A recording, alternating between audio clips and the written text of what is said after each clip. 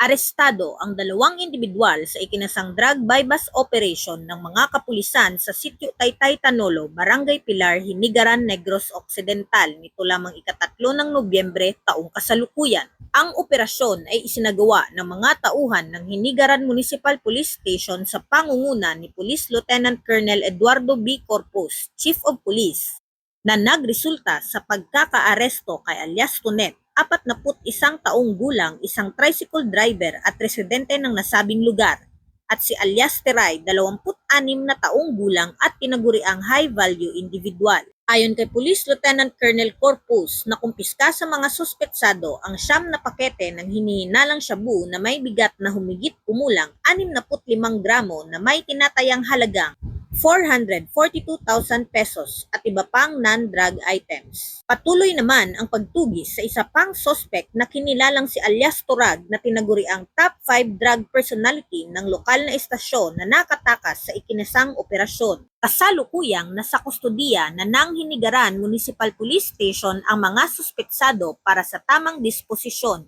at ihaharap sa kasong paglabag sa RA 9165. O ang Comprehensive Dangerous Drugs Act of 2002.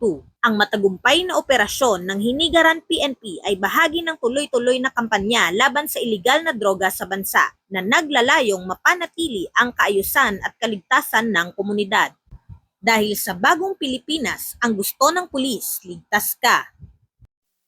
Mula dito sa Police Regional Office 6, ako ang inyong Police News Network Correspondent, Patrolwoman Andrea Dominic Di Palobos, alagad ng batas, tagataguyod ng Balitang Pulis.